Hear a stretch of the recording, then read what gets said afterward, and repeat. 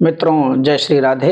Hindi काव्यगंधा YouTube channel पर आप सभी सुधी श्रोताओं का हार्दिक स्वागत और अभिनंदन। आज 6 जनवरी है और 6 जनवरी को आधुनिक हिंदी साहित्य के निर्माता, जिन्हें हिंदी साहित्य का भीष्म पितामह भी कहा जाता है, ऐसे भारतेंदु हरिश्चंद्र जी की पुण्यतिथि है।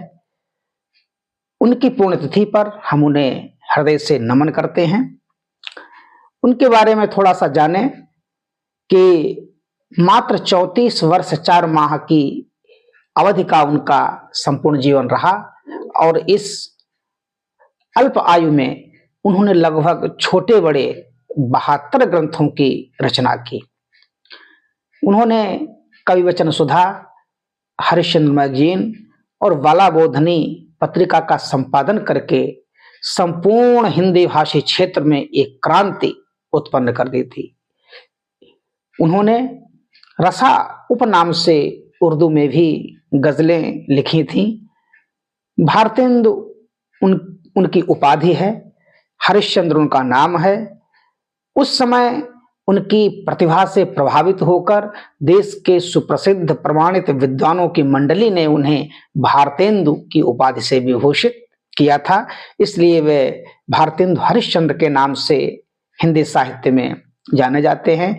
वे हिंदी के अलावा और भी भाषाओं के ज्ञाता थे, लेकिन हिंदी में उन्होंने विशेष रूप से उल्लेखनीय कार्य किया है। भारत, भारतीयता और भाषा के वे अनन्य साधक हैं। भारत के प्रति उनका जो प्रेम है वो भारतीय भाषाओं में व्यक्त हुआ है। विशेष रूप से हिंदी में उन्होंने भारतीय संस्कृति का जो स्वरूप सामने रखा है वह श्लाघ्य है। हम जानते भी हैं कि संस्कृति भाषा के भव्य विमान पर आरूढ़ होकर जनता के हृदयों तक पहुंचती है। तो यही कार्य भारतेंदु जी ने किया और अपनी भारत की भाषा हिंदी के बारे में वे कहते हैं, जो कि बड़ा ही प्रसिद्ध दोहा है, निज भाषा उन्नति है, सब उन्नति को मूल, बिन निज भाषा ज्ञान के मिटत न को सोल। बिना अपनी भाषा के ज्ञान के हृदय का दुख दूर नहीं होता है। वे मुख्य रूप से श्रृंगार के कवि हैं। यद्यपि उन्होंने बहुत सारी विधाओं में लेखन कार्य किया है। नाटक का तो उन्होंने उद्धार ही किया, गद्य की समस्त विधाओं में उन्होंने लेखन प्रारंभ किया और कविता के क्षेत्र में वे श्रृंगार के मधुर कवि के रूप में जाने जाते हैं। उनके कुछ 2 सवैया हम देखें। एक सवैया ब्रज से संबंधित है तो दूसरा सवैया अवध से संबंधित है। सुने कि मार्ग प्रेम को समुझे। प्रेम का मार्ग कौन समझता है? कि मार्ग प्रेम को समुझे, हरिचंद यथार्थ हो तो यथा है।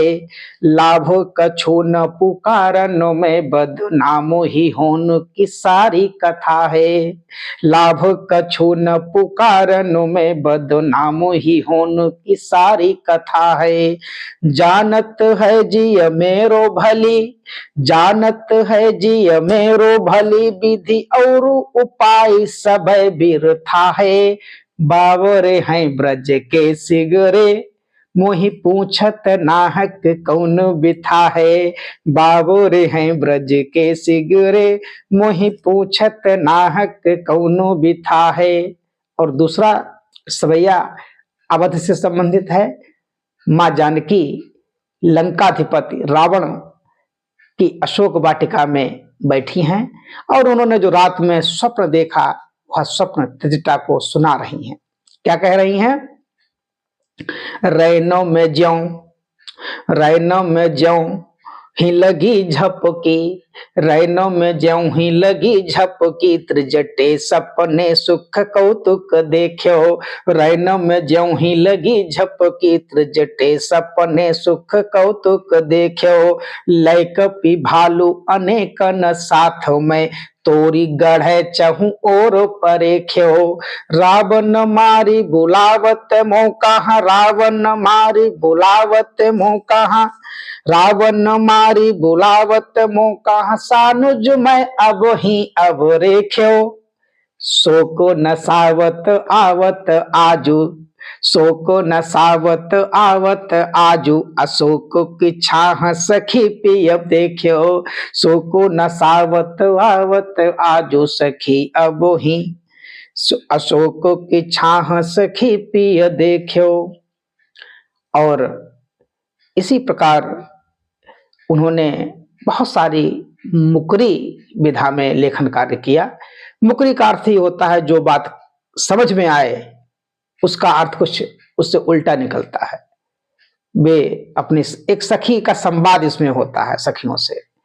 तो कहते हैं कि सब गुरुजन को बुरो बतावे। अंग्रेजी के बारे में एक मुकरी कहते हैं कि सब गुरुजन को बुरो बतावे, अपनी खिचड़ी अलग पकावे, भीतर तत्व न झूठी तेजी, क्यों सखी सज्जन नहीं अंग्रेजी। अब अंग्रेजी का स्वरूप हम जानते हैं, उसने जो हमारी भारतीय सभ्यता के साथ जो कार्य किया, उसने जो हीन भावना हमारे भारतीयों में भर दी है, वो आज भी निकलना मुश्किल है।